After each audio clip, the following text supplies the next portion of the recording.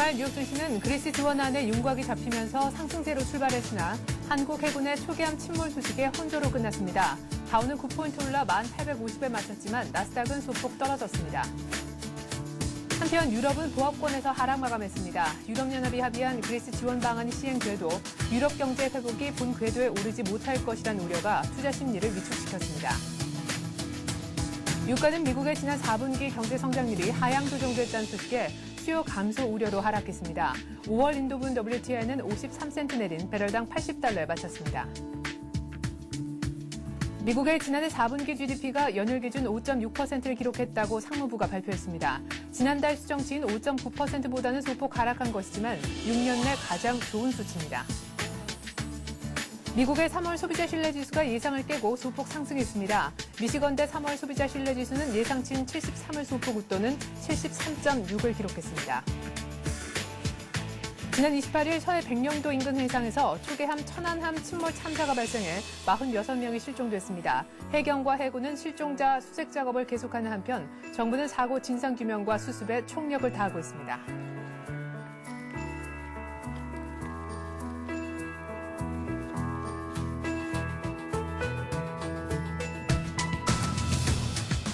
안녕하십니까. 굿모닝 센증시의 최리나입니다. 지난 주말 뉴욕 증시가 보합권 혼조로 끝이 났습니다. 그리스 지원안이 마무리가 되고 미국의 3월 소비자 신뢰 지수가 예상치보다 좋게 나오긴 했었지만 결국 우리 해군의 초기함이죠. 백년도 인근에서 알 수 없는 이유로 침몰했다는 소식이 타전된 후에 결국 하락 반전되고 말았습니다. 그나마 다우는 장중 상승폭을 많이 반납하긴 했지만 S&P 500과 더불어서 플러스로 끝났는데요. 나스닥은 결국 마이너스를 달고 끝나 전체적으로는 보합권 혼조세를 기록했습니다. 보다 자세한 글로벌 증시 전문가와 함께 알아볼 텐데요. 메가마인드스 투자 전문에서 강현석 과장 나오셨습니다. 안녕하세요. 안녕하십니까. 네, 자 일단 뉴욕 증시 초기함 침몰 때문에 랠리는 일단 스탑이 된 것 같은데 그래도 주간 단위로는 플러스로 끝이 난 것 같습니다. 초기함 이슈를 포함해서 굵직하게 지표도 두 가지가 나온 것 같아요. 네. 일단 그리스 구제안 합의를 바탕으로 해서 상승 출발했던 미국 증시가 11시 반경에 이제 3월 미시간 소비자 신뢰 지수가 예상치보다 높게 나오면서 상승세를 이어갔습니다. 하지만 이제 장 중반에 우리나라의 초계선이 침몰했다는 소식이 전해졌는데 정확한 충돌 원인이 나오지 않았기 때문에 이제 시장에서는 북한과의 충돌 우려를 이제 그것 때문에 긴장감이 조성돼가지고 지수는 하락 반전하고 혼조세로 마감했습니다. 헬스케어 업종하고 반도체 업종이 하락한 반면에 이제 스마트폰인 애플이나 RIM 같은 경우는 시장이 확대될 것이라는 전망에 따라서 주가가 상승했고요. 또 GDP 수치는 장 시작 전에 나왔었는데 수정치 5.9%를 하회해서 연율로 5.6%를 성장했지만 주식시장에는 워낙 절대 수치가 높기 때문에 커다란 영향을 미치지 못했고요. 이것은 이제 상품 시장에는 영향을 줘서 유가가 달러 약세에도 불구하고 경기 회복세가 둔화될 것이라는 우려로 하락하는 원인이 되었습니다. 네. 자, 일단은 3월 양호한 소비자 신뢰 지수를 바탕으로 해서 출발은 괜찮았었습니다. 3월 소비자 신뢰 지수부터 정리를 좀 해주시죠. 네, 이제 3월 미시간 소비 지수가 이제 월 중반에 나왔던 이전치 72.5, 그다음에 전망치 73을 넘어서 발표치는 73.6. 전달하고 동일한 73.6을 기록했습니다. 네. 이것이 이제 가솔린 가격 상승에도 불구하고 확정치에서는 전달과 동일하게 나와서 이제 당초에는 경기 선행 지표가 꺾일 것이라는 우려감이 있었지만 이것을 불식시켰습니다. 이것이 이제 고실업률하고 주택 경기 회복이 불확실한 상황에서도 소비 심리가 꺾이지 않고 있다는 것이 향후 경기가 살아날 것에 대한 기대감이 아직 살아있다는 어떤 긍정적인 현상이지만 또 이제 경기 선행 지수 지속 상승 중이고요. 네. 하지만 이제 아까 말씀드린 고실업률 주택 경기 회복이 불확실하기 때문에 지속적으로 주의를 요한다. 이렇게 말씀드리고 싶습니다. 네. 자, 이런 가운데 이번 주에는 중요한 또 고용 지표도 기다리고 있는데 말이죠. 일정은 좀 잠시 후에 챙겨보기로 하고요. 미국의 4월 GDP 확정치가 발표가 됐습니다. 지난달에 있었던 수정치보다는 낮게 나왔는데도 시장에 큰 악재로 작용은 안 했던 것 같아요. 특별한 이유가 있습니까? 네, 4월 이제 4분기 GDP가 예비치하고 수정치를 모두 하회하면서 네. 5.6% 성장한 것으로 이제 확정이 되었습니다. 당초보다 이제 건축 부문 지출이 예상치를 하회하면서 기존 전망치 수준을 하회하였는데요. 이 폭이 미미하고 원래 절대 수준이 워낙 높기 때문에 유가가 하락하고 상품 시장이 좀 빠지긴 했지만 주식 시장에서는 크게 반응하지 않았습니다. 또 이제 과거 GDP 수치보다는 이제 이제 앞으로 나아갈 1분기 GDP 같은 경우가 더 중요하게 여겨지는데요. 네. 미국의 GDP가 이제 2009년 1분기에 마이너스 6.4%, 2분기에 마이너스 0.7%, 3분기에는 2.2%, 4분기에 5.6%의 성장을 보이면서 주식시장이 이제까지 상승했던 원인이 어떤 설명이 된다고 이렇게 보시면 되는데, 네. 이제 2010년 1분기에는 재고 축적이 줄어들면서 예상치보다 성장률이 둔화돼서 한 2.8%, 길게 보면 2.7에서 3.2 정도, 이 정도 라인이 있는데, 이 정도 성장이 예상됩니다. 이게 물론 이제 좀 떨어지는 거긴 하지만 지속적인 확장세, 미국의 그 GDP 규모로 봤을 때는 계속 큰 규모이기 때문에 향후에 주식시장이 외부 충격으로 조정이 온다 해도 매수 타이밍으로 이제 생각되는 이유이기도 합니다.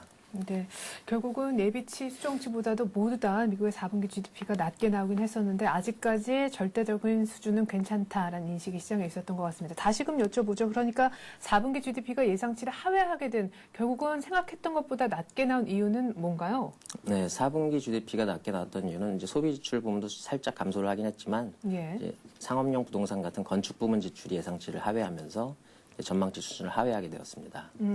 그럼 이런 거네요. 4분기 GDP가 예상치보다 좀 하회하긴 했었지만 결국 그 폭도 좀 미미했었고 절대적인 수치는 괜찮아서 시장이 큰 악재는 아니었다. 그리고 앞서서 나온 미시건대 3월 소비자 신뢰지수는 오히려 예상했던 것보다 굉장히 좋은 결과였고 때문에 사실 상승 출발하게 만든 원인이었는데 제가 앞서 말씀을 살짝 드렸던 바대로 우리 해군 초계함의 침몰 소식이 하락세로 접어들게 한 가장 큰 원인이다. 이렇게 볼 수가 있겠는데 우리 증시에 미치는 영향이 어느 정도 됩니까? 일단 미국 증시를 장중에 꺾긴 했었는데 이 꺾었던 부분도 사실은 뭐 그냥 빌미에 불과했다 이런 분석도 있고요. 그러니까 처음에 초계함 침몰 소식이 나왔을 때는 그 원인이 밝혀지지 않은 상황이고 현재까지도 원인이 밝혀지지 않은 상황입니다. 그래서 초계함 침몰이 만약에 북한의 공격으로부터 비롯된 것이라면 이제 글로벌 증시에 미칠 영향은 상당히 뭐 글로벌 증시까지는 아니겠지만 우리나라 증시에는 안 좋은 영향으로 단기 악재로 작용할 수 있는 그런 상황이지만 네. 어떻게 지금 결과가 나오지 않은 상황에서 제가 뭐 초계함 때문에 증시가 어떻게 된다 이렇게 말씀드리는 거는 아직까지는 좀 뭐 어불성설이다 이렇게 말씀드리고 싶습니다. 네. 자, 그러면은 글로벌 증시 일단 다우 같은 경우에 지금 뭐 4주 연속 주간 단위로는 뭐 주말에는 보합권 혼조로 끝이 나긴 했습니다만 3대 지수 모두가 플러스로 계속해서 랠리를 이어가고 있는 상황입니다. 뭐 앞으로도 일정도 챙겨보겠지만 이 같은 뭐 초기한 침몰 때문에 랠리가 꺾일 것이다라고까지는 보기 어렵다는 말씀이시네요. 일단 이제 미국 증시가 상승한 것이 이제 나스닥, 그다음에 S&P 미드, 그다음에 소형, 네. 그다음에 S&P 500, 다우 지수. 그러니까 소형주부터 이제 대형주까지 차례로 신고가를 갱신했습니다. 네.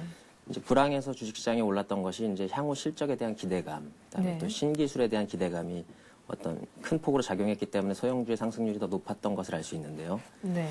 일단 거시 경제 상황이 현재 지금 리만 브라더스 파산 전의 지수인 12,000, 다우 12,000, 뭐 S&P 500 12,000, 1250 요거까지는 아직 회복되지 않은 상황입니다. 그래서 한 번에 이 지수대를 치고 올라가기는 저는 어렵다 이렇게 생각이 들고요. 그래서 이 지수대에 도달하면 얼마간의 조정이 나타날 가능성까지 염두에 두어야 한다. 예. 또 이제 우리가 생각지 않는 외부 악재들이 충분히 나올 수 있기 때문에 그거는 이제 뭐 가봐야 알겠지만 아직까지는 모르는 얘기지만 이런 얘기 때문에 시장이 조정을 받을 수 있고요. 뭐 하지만 이제 시장이 조정을 받게 된다면 그러니까 한 번에 12,000 이상으로 가지 못하고 조정을 받게 된다면 이제 GDP 성장이 계속되는 거, 그다음에 또 신기술에 대한 기대감, 뭐 스마트폰이라든지, 그다음에 금융업종의 우호적인 장단기 금리 차 확대로 인해서 민간 대출이 향후에 확대되는 것을 생각해 볼 때 이것은 이제 큰 폭의 하락이 있을 경우에는 매수 기회로 그렇게 삼고 이제 매수를 하자 이런 것으로 이제 저는 의견을 정리하고 싶습니다. 예. 자, 그리고 아시아 쪽으로 좀 눈을 돌려보면 말이죠. 중국에서 확실한 경제 회복 기미가 보이기 전까지 기준금리를 올리는 일은 하지 않겠다라고 조 샤찬 인민은행 총재가 발언을 했었죠. 때문에 우리 금요일장에서 많이 오를 수 있었던 원인 제공을 중국 측에서 하기도 했었습니다. 그런데 주말에 나온 또 중국 쪽 얘기를 보니까요. 4월부터는 신용거래를 실시하겠다 이런 내용을 밝혔습니다. 당장 중국장에는 어떤 영향을 줄 것이며 바로 옆 나라에는 우리나라에는 또 어떤 영향을 기대할 수 있을까요?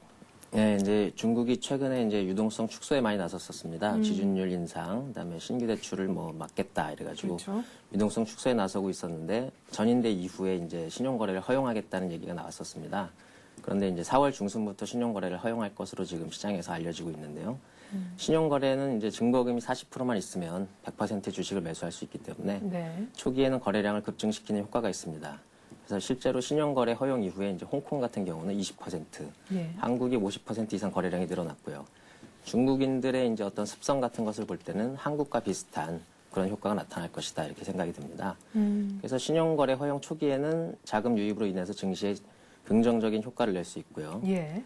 또 이제 어떤 실질적인 기업 실적 같은 경우는 이제 증권회사 이자 수입, 또 이제 거래량이 늘어나면 매매 수수료 증가 같은 게 예상돼서 그렇겠죠. 예, 이들 기업인 순익 증가 효과도 있고요. 음. 그래서 또 이제 중국이 이제 얘기하는 것은 어떤 유동성 축소를 하면서도 그에 따른 자산 가격 하락도 그냥 보고만 있지 않겠다 이런 어떤 메시지도 되는 것이고. 네. 그래서 어떤 긍정적인 효과가 초기에는 있을 것이라고 생각이 드는데 뭐 장기적으로는 신용거래라는 자체가 증시의 변동성을 상승 하락폭을 키우는 것일 뿐이지 뭐 그 이상 이하도 아니다 이렇게 생각은 듭니다. 네, 그럼 장기적으로는 좀 중립적인 그런 뉴스가 되겠고 단기적으로는 뭐 증시의 자금 유입을 조금 더 불러올 수 있기 때문에 긍정적으로 볼 수도 있겠다라는 말씀이신데 조금 앞서 말씀하신 것처럼 배치된다는 생각도 듭니다. 유동성 축소에 힘을 썼던 중국 정부가 갑자기 신용거래를 4월부터 허용한다. 이게 어떤 큰 배경이 뭐 다르게 뭐 기조가 바뀌고 그런 건 아닐 거 아닙니까? 예, 그러니까 유동성 축소를 하면서 네. 자산 가격이 그것 때문에 부작용으로 인해서 하락한다면 중국은 이제 어떤 자산 가격 하락세로 돌아가면 경기 회복이 좀 불투명해지기 때문에 그런 네. 것을 막으면서 인플레이션을 막아보자 하는 이제 중국의 어떤 고심이라고 할 수 있겠죠. 예. 자, 한편 다우의 경우에는 말이죠. 0.08%, S&P 500은 0.07% 올랐고 나스닥만 소폭 떨어지는 것이 뉴욕 증시의 마감 상황이다 말씀드렸는데요. 그러나 유럽 주요국 증시의 경우에는 모두 다 일제히 하락했습니다. 그리스 지원안이 일단 마무리가 됐는데 그 안 자체를 썩 내켜하는 분위기가 아니었어요. 네, EU가 이제 그리스를 이제 IMF와 같이 지원하겠다고 했는데 일단 유로화가 강세는 나타냈습니다. 예. 이제 코메르츠 방크에서는 어떻게 얘기를 했냐면 유럽 시장에서는 이제 세부적인 내용에 대해서 불안이 사라지지 않고 있다. 실제로 필요한 부분에서는 대답이 아무도 없었다. 그래서 그리스만 상승을 했습니다. 그리스는 4% 넘는 상승을 했고요. 그리스 은행주도 막 크게 올랐고. 예. 하지만 영국, 프랑스, 독일은 각각 0.4%, 0.3%, 0.2% 계속 하락하는 그런 모습으로 마감을 했습니다. 네.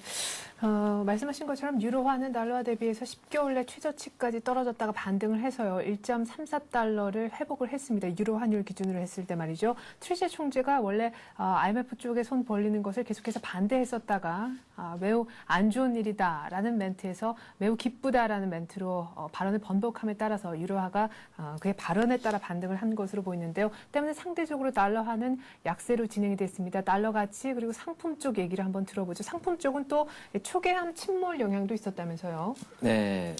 이제 달러는 이제 그리스 지원안 통과로 인해서 유로 대비 약세를 기록하면서 이제 81.6을 기록하면서 큰 폭으로 하락을 했습니다. 네. 하지만 이제 달러 약세에도 불구하고 이제 아까 GDP 얘기했듯이 GDP가 좀 안 좋게 나왔기 때문에 네. 경기 회복세가 둔화될 것이다. 그래서 이제 유가는 하락 반전을 했고요. 80에 마감을 했고. 네. 근데 이제 초기화하는 뉴스가 이제 우리 이제 상품 시장에 영향을 미쳤던 것은 금 가격인데요. 네. 어떤 글로벌적인 안전자산 선호 현상으로 인해서 상승 반전하면서 1.5% 큰 폭으로 올라서 1107.1로 금 가격이 마감했습니다. 네. 자, 뉴욕 증시가 지금 이제 뭐 전 고점까지를 생각을 했을 때 앞서서 말씀하셨지만 이제 뭐 불과 한 150포인트 정도 남았습니다. 다우 11,000선까지 말이죠. 바로 이번 주 내에 달성 가능할지 글쎄요. 그 어느 때보다 많은 경제 지표가 기다리고 있기 때문에요. 변수도 그만큼 많이 있으리라는 생각이 듭니다. 특별히 이번 주에는 4월 4일 부활절을 앞두고 말이죠. 이번 주 금요일은 휴장을 하게 됩니다. 유럽 증시 역시 열리지가 않을 텐데요. 나흘 정도만 열리게 되는 뉴욕 증시 에서 랠리가 연장될 수 있을지 주요 변수들 일정 한번 챙겨보도록 하겠습니다. 당장 오늘 밤에 있을 일정도 먼저 챙겨보죠. 네, 처음에 이제 오늘 밤에는 이제 개인 소득하고 네. 소비 지표가 발표가 되는데 개인 소득은 높은 실업률에도 불구하고 0.1% 계속 미미하게 증가가 예상이 됩니다. 하지만 이제 개인 소비는 0.5% 증가로 시장에서 뭐 크게 받아들일 수는 있겠지만 이거 역시 이제 가솔린 가격 상승 때문에 0.5% 증가하는 것이기 때문에 소비 회복세와는 큰 이제 연동은 없다. 이렇게 네. 시장에서 컨센서스가 형성이 돼 있고요. 그다음에 이제 내일은 소비자 신뢰 지수가 발표가 되는데 컨퍼런스 보드에서 발표하기 때문에 이게 좀 미시간 소비자 신뢰 지수보다는 영향이 있습니다. 예. 그래서 이제 전달에는 갑작스러운 하락세를 보이긴 했지만 이번 달에는 이제 상승이 예상돼서 계속적으로 이제 완만한 상승세를 이어갈 것으로 예상되고 있고요. 또 이제 주택 가격 지수인 S&P 케이스 실러 지수가 하락세로 이제 예상이 되는데 이게 8개월 만에 전월 대비 감소세를 보이는 것입니다. 그래서 주택 지수는 그렇게 좋지 않다. 예. 그리고 또 이제 제조업 지수로 보면은 2월 공장 주문, 그다음에 시카고 PMI 지수, 또 이제 ISM 제조업 지수가 있는데 네. 계속 그렇게 우상향, 우하향도 아닌 이제 견조한 그런 지수가 예상이 되고요. 예. 그다음에 가장 중요한 이제 4월 실업률이 아까 휴장하는 2일 날 발표를 합니다. 네. 그런데 이제 이 3월 31일 날 ADP 민간 고용 보고서하고 네. 4월 1일 날 주간 단위 이제 비농업 고용자 네. 증가가 나오기 때문에 이것 때문에 이거로 이제 이 실업률을 맞추려고 하는 그런 세력들이 많이 있을 것이다 이렇게 생각이 드는데 네. 일단 비농업 고용 부문이 이제 증가로 예상이 됩니다. 20만 명 정도 증가가 예상이 예. 되고 ADP 고용 보고서도 이제 전월에 이제 마이너스 20만 명에서 40만 명 증가 이렇게 예상이 되기 때문에 요것이 이제 좋게 나온다 하면은 이제 미리 올라가고 오히려 이제 실업률이 발표한 다음 주부터는 차익 실현의 어떤 빌미가 되지 않을까 저는 그렇게 생각하고 있습니다. 네, 사실 제조업 부문에 관한 그런 지표들은 계속해서 좋았기 때문에요. 또 뭐 시카고 PMI라든가 뭐 2월 공장 주문 같은 지표가 많이 나와도 시장의 모멘텀이 될 수 있을지는 잘 모르겠는데 어쨌거나 미국의 3월 고용 관련 지표들이 대거 쏟아진다라는 거, 그에 앞서서 선취매가 있고 증시는 먼저 반응한 다음에 오히려 지표가 나오는 그날부터 그 이후로는 조금 조정이 있을 수도 있다라는 얘기까지 한번 들어봤습니다. 메가마이다스 투자자문의 강효섭 과장과 함께했습니다. 말씀 잘 들었습니다. 네, 감사합니다.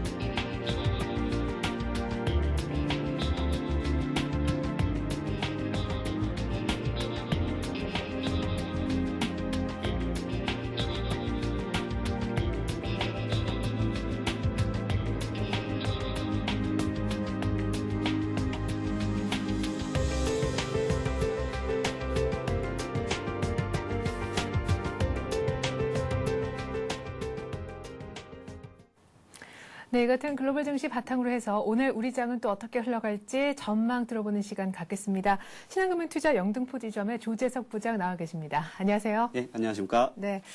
자, 외국인들이 11일 연속 사줬습니다. 코스피가 1697포인트. 이제 이번 달 들어서는 금요일장에서 밀리는 일이 거의 나타나지 않고 있는 것 같습니다. 문제는 주말에 터진 초계함 침몰 변수인데 말이죠. 뉴욕 증시는 뭐 그것이 빌미였든 어쨌든 간에 장중에 반응을 하면서 하락 반전되는 일부 지수들 때문에 보합권 혼조로 끝이 났는데 1700을 불과 3포인트 앞둔 우리 증시 초계함 변수는 어느 정도 영향을 줄까요?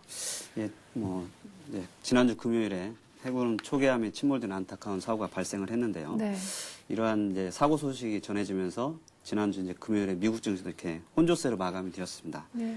근데 최근에 이렇게 과거 2000년 이후에 이런 여러 차례의 그런 한국 고유의 지정학적 리스크가 이렇게 이벤트가 발생했지만은 오히려 당일 평균의 주가 등락률은 평균적으로 보면 한 0.25% 상승하는 그 상승을 했고요. 네. 오히려 이제 당일에 뭐 장중에 한 1% 내지 많게는 2%까지 빠지는 경우가 있었지만은 그런 경우는 단기가 한 2, 3일이 지나면 회복이 되는 등 주가의 큰 추세적인 흐름을 바꾸지는 못했습니다. 예.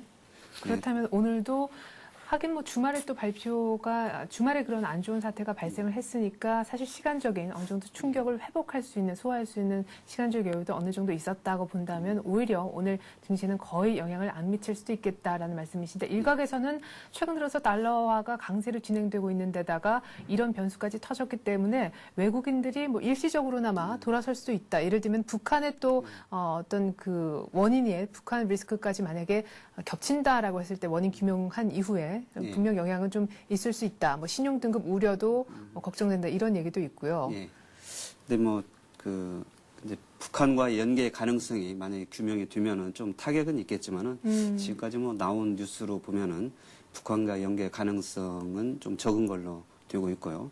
그다음에 최근에 뭐 저희 외국인들이 지속적으로 순매수를 계속하고 있는 이유는 저희 나라의 그 기업들의 실적 개선감이 바탕이 되고 있기 때문에 뭐 저희 국내 증시나 그다음에 신용 하락에 뭐 그다지 큰 영향을 미치지는 않을 것 같습니다. 네, 초기암 천안호 침몰은 지정학적 리스크 측면에서 봤을 때 뭐 영향을 줄 수 있다 할지라도 단발성에 그칠 것이다라는 얘기를 들어봤습니다. 자, 그렇다면 초기암 침몰 이 변수 외에 또 어떤 변수들이 있을까요? 이제는 3월이 거의 끝나가고 4월에 접어들기 때문에 이번 주 중반부터 말이죠. 실적 얘기도 굉장히 좀 많이 불거질 것 같아요. 예. 지금 최근에 저희 이제 증시가 뭐 지속적인 상승을 하고 있는데요. 이제 저희 나라의 실적이 좋아지는 그런 국내 원군이 되고 있는 미국을 잠깐 살펴보면요. 네. 미국은 최근에 신규 실업보험 청구 건수도 줄어들고 있고, 그 다음에 신규 취업자 수가 증가하는 등 고용 경기의 선행 지표가 이렇게 상승을 하고 있습니다. 따라서 이런 고용 소득도 늘어나고 또한 이런 저금리 수준이 지속적으로 이렇게 유지가 되면서 네. 미국의 소비자들의 이자 지출이 줄어들면서 어느 정도 작년에 최고치를 치솟았던 디레버리징이 서서히 완화되면서 네. 미국 소비자들의 구매력이 증진이 되면서 최근에는 약간 중고가 제품인 전기 전자 제품의 판매가 증가되고 있습니다. 이런 중고가 전자 제품의 판매가 양호하게 나타나면서 이 국내 증시의 한국 핵심 수출주인 IT 업종의 실적 증대에 기반이 되고 있고요. 네. 이는 또다시 외국인들이 국내 증시에서 강하게 순매수하는 전기 전자 업종의 배경이 되고 있습니다. 최근에 실적이 다가오면서요. 네. 최근에 언론의 이렇게 동향을 보면은 이 증권 정보 업체의 추정치에 따르면은 시장 컨센서스가 있는 주요 200대 기업 중에서 한 150개 정도의 기업들을 이렇게 1분기 영업이익을 추정한 결과 네. 약 한 16조 4천억 정도가 되는 걸로 이렇게 나타나고 있습니다. 예. 따라서 이는 지난 4분기 대비 한 40% 이상 증가한 수치로 반도체 산업이 호황이던 지난 2004년 1분기 영업이익 14조를 뛰어넘는 수치이고요. 네. 이런 수치가 나오는 걸로 보면 IT와 자동차 업종 또한 철강, 화학 등 이렇게 모든 분야에서 골고루 실적이 되는 걸 예상이 되어졌습니다. 따라서 이런 실적에 기반한 최근 우리나라 12개월 선행펄을 살펴보면은 네. 약 9.5배 수준입니다. 낮네요. 그래서 그래서 이 기록은 지난 2009년 초반 이후 최저치 기록이고요. 또한 최근 평균 5년의 평균 퍼인 10.1배보다도 낮고 예. 또한 MSCI 이머징 지수인 11.9배나 네. 선진국 지수 13.7배와 비교하더라도 저희 나라는 밸류에이션 매력이 부각되는 지수다라고 볼 수 있겠습니다. 네. 그렇다면은 이번 주 내지는 오늘, 글쎄요. 오늘은 뭐 어떻게 될지 모르겠습니다만은 1,700 돌파가 가능하다 이렇게 보시는 건가요? 실적 기반에서 또 외국인 기조 생각하면은? 딱 오늘이라고 이제 제가 말씀드리기는 뭐하지만 예. 기본적인 거는 1,700선을 넘어가고 최근에 외국인들이 하루에 2천억 이상씩 네, 순매수를 하고 있고요. 지난주는 하루에 한 2,600억씩 하면서 1조가 넘게 매수를 했고 네. 이는 아까 말씀하셨지만 미국의 저금리 기조와 중국의 긴축 우려 완화 네. 이런 배경이 되고 있어서 저희 국내 증시가 1,700선을 돌파하는 것은 큰 우려는 아니고 그다지 큰 시간은 걸리지 않을 것 같습니다. 네. 2000년 이래 1분기 중에 실적 기준, 영업이익 기준으로 했을 때 거의 올해가 최대가 되지 않을까라는 예상도 있고 또 굉장히 주가가 싼 편이라는 지금 통계도 말씀을 해주셨습니다. 그리고 앞서서 언급을 해드렸듯이 초기암 침몰 관련 영향은 클 것 같지 않고요. 1,700은 무난하게 달성할 수 있을 것이다라는 것이 전문가들 분석인 것 같은데요. 그렇다면 투자는 역시 실적 중심으로 업종별, 선별을 좀 하는 작업이 필요할 텐데 빠르게 턴어라운드가 진행되고 있는 이 해운이라든가 항공 이런 쪽 얘기가 많아요. IT는 물론이고요. 예, 자동차하고요. 그렇죠. IT와 자동차는 워낙에 얘기가 많이 나왔기 때문에 예. 대부분 다 아실 것 같고요. 지난주도 보면은 이제 해운주들이 강세를 네. 보였습니다.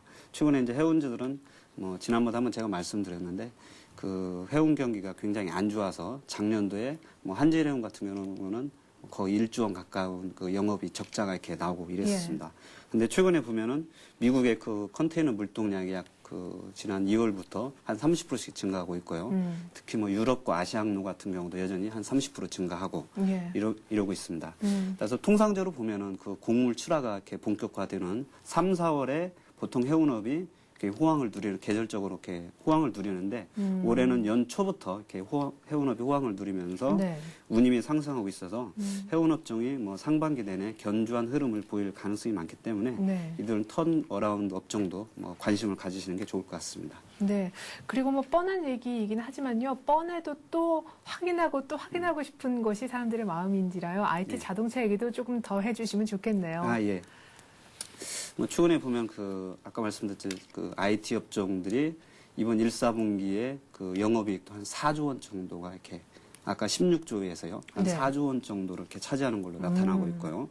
최근에 그 3월 들어서 순매수를 한 외국인들이 한 4조 원을 했는데 그 중에 1위가 삼성전자고요, 2위가 현대자동차고 둘의 순매수 금액이 약 1조 1,000억이 되고 있습니다.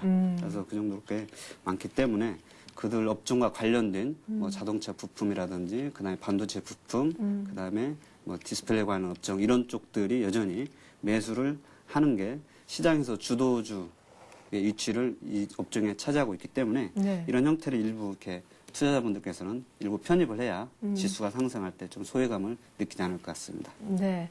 자, 그러면은 IT, 자동차, 그리고 빠르게 실적 개선이 지금 이루어지고 있는 해운 쪽 말고 다른 업종의 기상도는 어떤가요? 예, 최근에 그 보면 뭐 약간 건설이나 이런 쪽은 중립이었고요. 그다음에 뭐 제약이나 이런 쪽도 중립이었고요. 근데 이제 최근에 좀 그 시장 대비 그 미진했던 종목이 이제 금융주 쪽이었었는데 최근에 지난 4, 4분기는 좀 안 좋았지만은 최근에 보면은 이제 글로벌 경기가 회복이 되면 실제로 이렇게 부실이 줄어들기 때문에 은행업종도 좀 상대적으로 개선이 그 예상이 됩니다. 근데 이제 현재 은행업종의 가장 큰 리스크로 분류되는 위험업종이 건설, 조선, 해운업입니다. 그렇죠. 근데 최근에 보면 해운업이 턴 어라운드 하고 있고 조선도 턴 어라운드 하고 있고 다만 이제 건설이 국내 그 아파트의 미분양으로 약간 그 은행업종의 발목을 잡고 있는데요.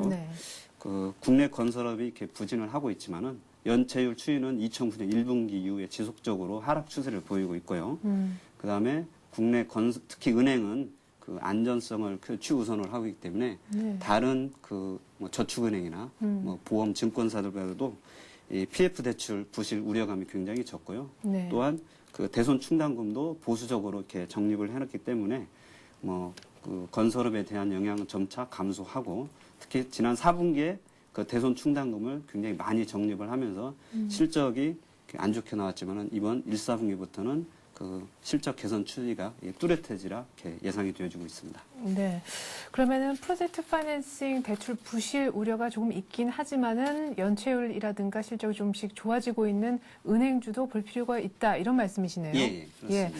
그렇다면 글쎄요, 은행주 중에서 뭘 볼까 생각을 좀 해볼 필요가 있겠는데 M&A가 일단은 예정이 돼 있으니까요. 외환은행, 우리금융지주일까요? 그래서 어떤 좀 한 종목만 좀 얘기를 더 해주시죠. 예, 지금 뭐 그 아까 우리금융도 있었고요. 그다음에 외환은행을 인수건도 있었고 하는데 뭐 저는 오늘은 이제 그 저희 국내 은행의 대표 종목인 그 KB금융을 좀 이렇게 뭐 말씀을 드려보고 싶습니다. 예, 뭐 사실 외환은행하고 KB금융하고 합치게 되면 시너지 효과는 가장 클 것이다 이런 시나리오가 나오고 있는데 KB금융 얘기를 좀 들어보죠. 아, 예.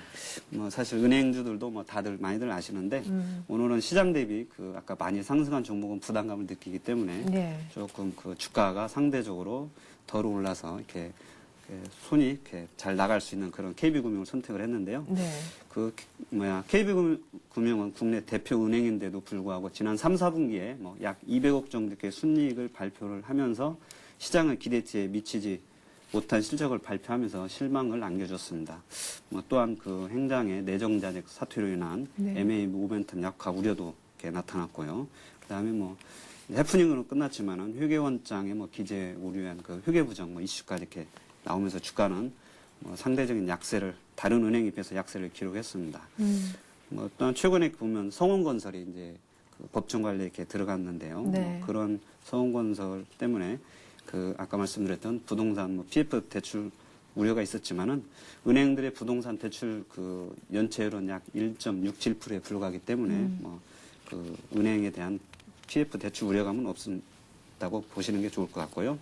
이제 첫 번째로 보면은 그 최근에 그 순이자 마진이 은행들의 지속적으로 상승을 하고 있습니다. 따라서 은행들의 그 예대 마진이 상승한다는 것은 은행들의 그 순이자 이익의 증가를 가져올 수 있고요. 그렇죠. 예, 따라서 또 지난 4분기에는 금호그룹 사태가 있으면서 각 은행들이 충당금을 많이 대폭적으로 쌓였었죠. 많이 쌓게 되면서 4분기 실적이 안 좋게 나왔습니다. 네, 지금 올해 1분기는 그런 일회성 대손 충당금을 적립하는 그런 그 일회성 요인이 없었기 때문에 실적이 다시 정상적인 수준으로 이렇게 증가할 것으로 기대되고 있습니다. 따라서 KB금융 실적을 보면은 지난 3, 4분기가 순이익 200억 원이었지만 올해 1, 4분기부터는 약 한 4천억 가까이 이렇게 나오려 예상이 되고 있고요. 네. 또한 KB금융이 다른 은행보다도 특히 보수적으로 대손 충당을 쌓아놨기 때문에 향후에 그 경기 회복 시 빠른 실적 개선을 보이라 예상이 되어지고 있습니다. 네. 글쎄요, KB금융 45,000원대까지 내려갔다가 지금 좀 회복을 하고 있긴 한데 빠른 회복세를 또 보이고 있지는 않은 것 같습니다. 그런 만큼 가격적으로 좀 매수를 하는 데 있어서 부담은 좀 덜하겠다는 생각도 드는데 차트를 보면서 가격 설명도 좀 해주시죠. 예. 지금 아까 말씀드린 주가가 지난 그 회계 오류가 나오면서 45,000원대까지 급락을 했다가요. 최근에 이제 외국인과 기관들이 약간씩 번갈아가면서 사면서 지수가 지금 53,400원까지 이렇게 왔습니다. 그래서 그 가격대를 보면은 지난번 한 10월에 그 64,000원까지 상승한 이후에 지속적으로 하락을 해서요. 지금 53,400원인데요.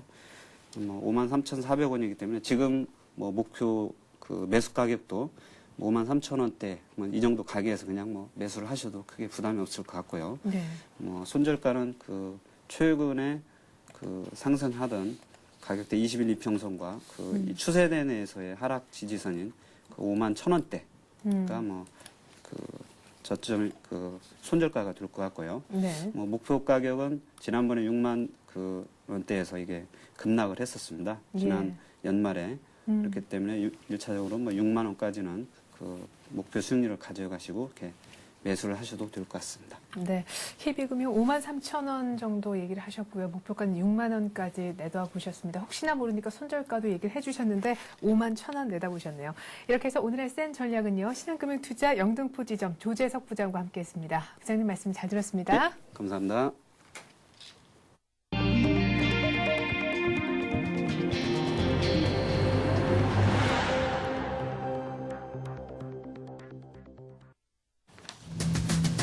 주말에 있었던 해군 초계함 침몰 사건이 경제 전반에까지 후폭풍을 몰고 올 조짐을 보이고 있습니다. 사건 발생 직후 한때 국제금융상품시장이 출렁이는가 하면 원인 규명이 이루어지지 않았음에도 한반도의 지정학적 위험이 커졌다는 시각이 불거지며 한국의 대외 신인도에 부정적인 영향이 예상되고 있습니다. 최근 회계법인발 한계 기업 중시 퇴출 바람이 불고 있는 가운데 금융당국이 상장사에 대한 외부 감사를 한층 강화할 방침입니다. 우회 상장 기업은 그동안 감사인 지정 대상에서 제외가 됐었는데요. 우회 상장한 네오세미텍이 최근 감사 의견 거절로 상장 폐지 위기를 맞은 게 큰 동기부여가 됐습니다. 금융위기가 진정되면서 채권단 중심의 상시 구조조정 체제로 전환이 된 가운데 은행들이 오는 4월부터 기업들의 옥석 가리기를 본격 진행합니다. 신용액 500억 이상의 대기업 등이 부실 여부 조사 대상인데요. 특히 유동성 위기를 겪고 있는 건설과 조선업종이 주요 타깃이 될 것으로 보입니다. 현대차가 올해 국내 공장에서 창사 이래 최대 규모의 자동차를 생산합니다. 이를 위해서 신차 투입은 물론이고 가동률까지 향상시켜서 글로벌 시장 판매 증대 주력한다는 구상인데요. 또 오는 7월부터는 제네시스에 이어서 신형 에쿠스를 미국 시장에 수출할 계획을 갖고 있습니다. 달러 대비 최대 30% 떨어진다. 영국의 대형 헤지펀드들이 자국 화폐인 파운드와 하락에 대거 베팅하고 있습니다. 일찌감치 투자에 나섰던 헤지펀드들은 벌써 파운드와 급락에 따른 수익이 상당한 규모에 이른다는 분석인데요. 파운드화는 왜 급락할 수밖에 없었는지 그 이유 분석합니다. 네, 이 같은 내용 바탕으로 해서 이슈앤 이슈는요. 서울경제신문 산업부의 이종배 기자와 함께합니다. 이 기자 안녕하세요. 네, 안녕하십니까. 네, 자, 주말에 있었던 천안함 침몰 사건 얘기를 좀 해보겠습니다. 이미 발생한 지 한 4일째 정도가 돼가고 있는데 오늘 천안함 사건 이후에 국내 증시가 처음으로 열리는 날이기도 하지요. 이 천안함 사건이 경제에 어떤 영향을 미칠까 많은 사람들이 지금 주목을 그렇죠. 하고 있는 예. 부분이잖아요. 예, 그렇습니다. 그 천안함 사건이 당장 오늘 있지 않습니까? 오늘 우리 국내 증시에 어떤 영향을 미칠지 또 관심이고요. 네. 또 전반적으로 국내 경제에 어떤 영향을 미칠지 촉각을 곤두세울 수밖에 없는데요. 앞서 말씀드렸지만 일단 영향은 제한적이다. 이렇게 제한적이라는 게 일반적인 추론인 것 같은데요. 네. 하지만 제일 우려되는 게 한국 하면은 지정학적 리스크가 우려되지 않습니까? 네. 그러니까 원인 규명이 이루어지기 전까지는 지정학적 리스크가 상존하면서 한국의 대외 신인도에 부정적인 영향을 미칠 수 있다. 네. 이런 것들은 좀 상존하는 것 같고요. 당장 이제 우리나라의 국제 신인도로 보여지는 크레디트 디폴트 스와프 CDS 있지 않습니까? 네. CDS가 상승했습니다. 한국 국채 5년물 CDS가 천안함 사건 발생 직후인 지난 주말에요. 6.2 BP가 오른 85.8 BP를 기록했는데요. 네. 상승할수록 이제 신용도가 더 나쁜다는 걸 의미하는데요. 만약 이번 사건이 북한의 개입에 의한 사고일 경우 한반도 긴장 고조와 그에 따른 지정학적 리스크 고조로 인해 한국 경제가 다시 한번 좀 출렁거릴 가능성이 커 보이는데요. 일단은 전문가들은 원인 규명이 지체될수록 북한의 개입 가능성이 계속 늘어나면서요. 네. 한국 경제에 부정적인 영향을 미칠 것으로 우려하고 있는데요. 이를 우려하는 정운창 국무총리가 지난 주말 관계장관 회의를 가졌는데요. 관계장관 회의에서 이번 사고가 경기 회복세에 영향을 주는 일이 없도록 만전을 기한다 이런 발언을 했습니다. 네. 그래서 천안함발 후폭풍을 경계하는 발언을 내놓기도 했습니다. 네. 자, 오늘 아침에 두 동강이 나서 조리에 떠밀려갔던 이 천안함의 한미, 그러니까 뒤쪽 부분 정도로 추정되는 물체를 발견했다는 소식이 지금 속보로 올라와 있는 상태입니다. 자, 어쨌거나 주말에 있었던 정말 안타까운 소식이었는데요. 유가족에게 심심한 애도의 뜻을 표하는 바입니다. 가장 중요한 것은 역시 사건 원인입니다. 어떻게, 왜 이런 사건이 발생할 수밖에 없었는지 그 원인 규명이 지금 빠른 시일 내에 이루어져야 할 텐데요. 북한이 개입됐다, 안 됐다.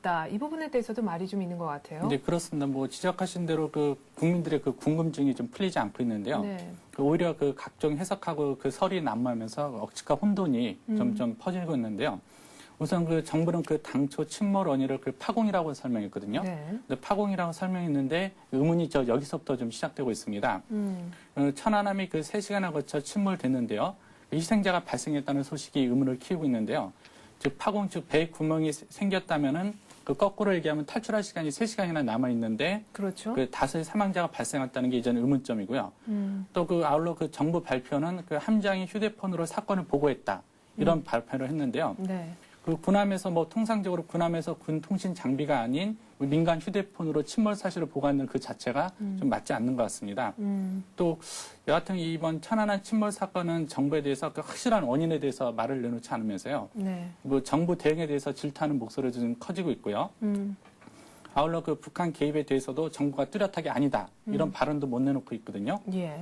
이 같은 의문이 풀리기까지는 적잖은 시간이 걸릴 것으로 보이고요. 아마도 사건 규명 과정까지는 한국 경제 지정학적 리스크는 계속 남아 있을 것 같습니다. 네. 자, 오늘 침몰함 한미 발견한 속보를 말씀을 드렸는데 오전 중에서 최종 그것이 초계함의 한미인지를 확인하는 작업이 있을 거라고 합니다. 이 대통령도 철저하게 조사한 후에 의혹 없이 조사한 내용을 공개하겠다라고 얘기를 했으니까 어떻게 사건의 추이가 진행이 됐는지도 한번 지켜보시기 바라겠습니다. 자, 그리고 최근 들어서 우회 상장이 늘면서 우회 상장에 대한 폐해를 지적하는 목소리가 따라서 커지고 있죠. 이런 가운데 금융당국이요. 우회 상장 기업에 대해서도 외부 감사인을 지정할 수 있도록 지금 제도 개선을 추진 중이라고 합니다. 관련 내용 좀 전해주시죠. 네, 그렇습니다. 최근 회계법인발 감사 폭풍이 불고 증시 퇴출 바람이 불고 있는데요. 네. 금융당국이 상장사에 대해서 외부 감사를 좀 한층 강화할 계획인데요. 일단은 금융위원회에 따르면은 외관법이라고 하죠. 주식회사 외부 감사에 관한 법률이 있는데요. 외관법상 감사인 지정 대상에서 제외됐던 우회 상장 기업에 대해서도 외부 감사인을 지정할 수 있도록 이렇게 제도 개선을 한다는 계획인데요. 네. 감사인 지정 제도는 투자자 보호를 위해서 증권선물위원회가 공정한 감사가 필요하다고 인정되는 특정 기업에 대해서 감사인을 강제로 지정하는 제도입니다. 네. 그 현행 외관법의 그 감사인 지정 사유에는 뭐 다음 사업년도 그 상장 예정 기업이 포함되어 있는데요. 네. 우회 상장 예정 기업은 빠져 있는 상태입니다. 그래서 금융당국이 이처럼 그 우회 상장 기업에 대해 감사인 지정을 강조한 이유는 그 우회 상장 기업이 늘고 그 이에 따른 폐해가 속출하고 있기 때문인데요. 네. 그 실제로 지난해 그 우회 상장 기업이 총 32개에 이르고 있습니다. 네. 특히 그 32개 기업 중 가장 주목받았던 네오세미테크가 있지 않습니까? 예. 그 네오세미테크가 그 최근 회계법인의 그 감사 의견 거절로 그 증시 진입 반년 만에 그 상장 폐지 위기를 맞지 않습니까? 네. 그렇다 보니까 그 우회 상장 폐해 그 대표적인 사례로 꼽히고 있는데요. 한편 또 금융위원회는 그 우회 상장 기업에 대한 그 감사인 지정 외에도요. 그 투명한 회계 감사를 위해서 여러 가지 그 대책을 좀 강구하고 있습니다. 네. 우선 그 꼽을 수 있는 게 그 감사인 그 위협 행위에 대해서요. 그 현재 그 형사처벌 조항이 없거든요. 네. 그 감사인을 위협했을 경우에 그 형사처벌 조항을 신설할 계획을 갖고 있고요. 또 그 상장사를 감사하고자 하는 회계법인은 일정한 자격을 갖춰서 그 증선 심사를 통과하도록 네. 그 감사인 등록제들도 추진하고 있는데요. 이런 전반적인 규례에 맞춰서 그 상장 기업에 대한 회계 감시망을 더욱 강화한다는 게 그 금융당국의 일반적인 컨센서스입니다. 네.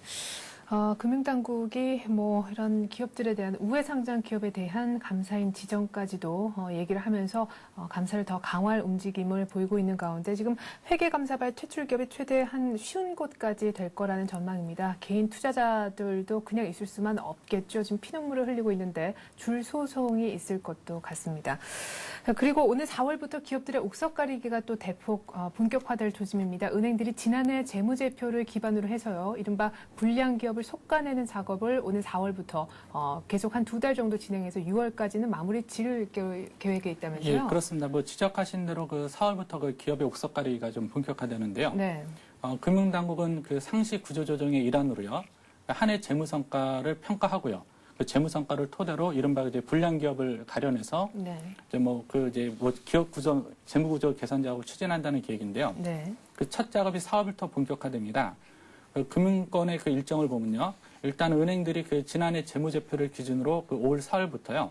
그 정기 신용위험 평가에 들어가 올 6월까지 마무리 지을 계획이고요. 네. 일단 그 신용위험 평가 대상 기업은 그 금융권 그 신용규모 그 500원 이상 대기업과 중소기업 등이 대상이고요.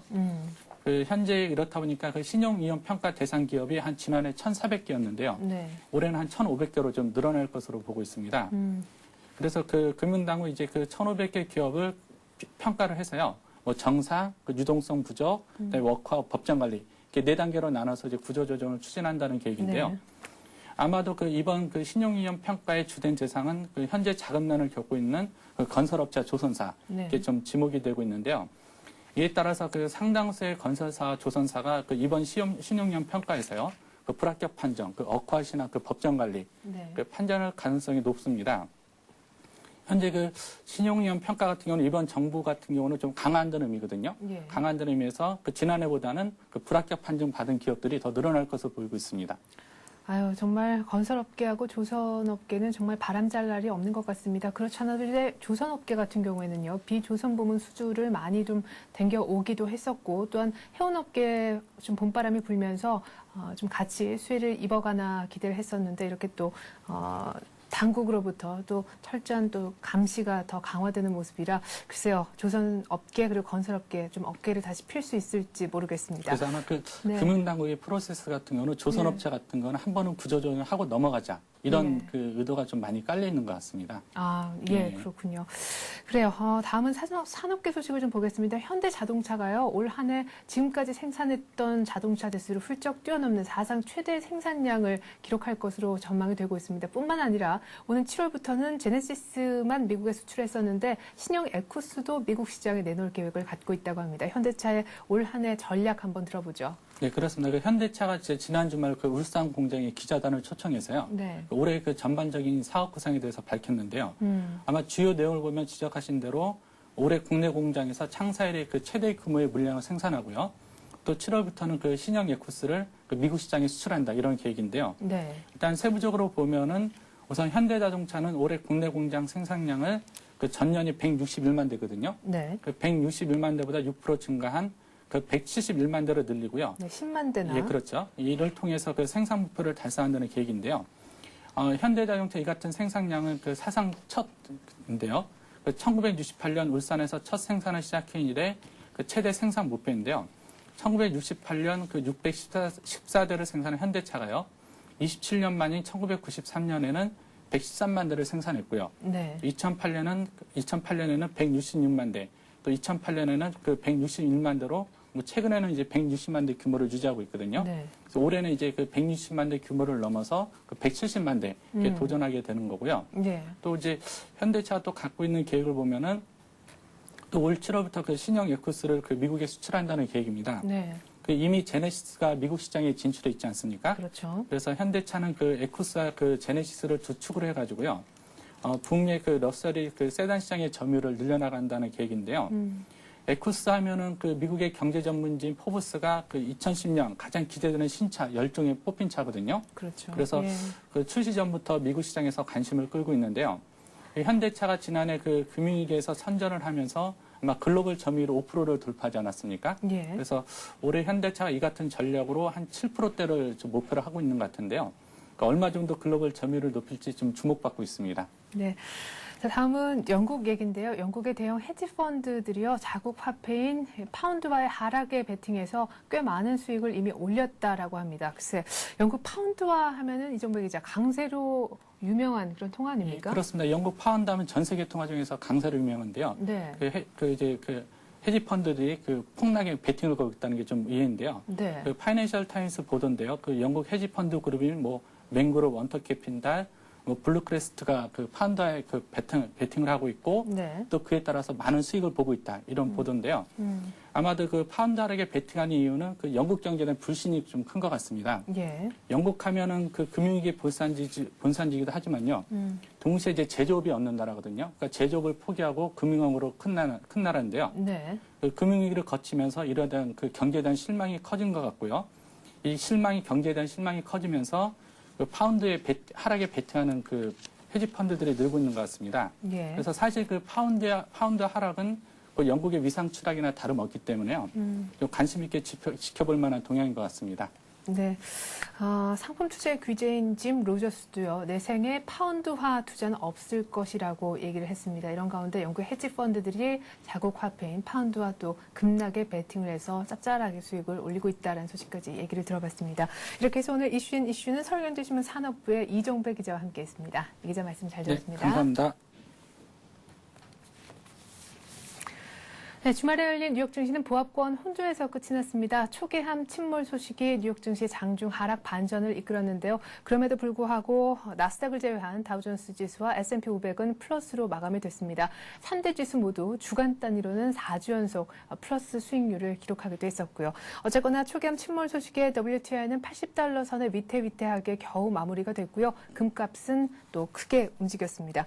유럽 증시는 일제히 하락했는데 오늘 우리 증시 초계함 침몰 영향을 어느 정도 받을까요? 일단 제한적이라는 것이 전문가들의 대체적인 의견인데 말이죠. 저는 잠시 후 또한 출발 센 증시로 다시금 인사드리도록 하겠습니다. 고맙습니다.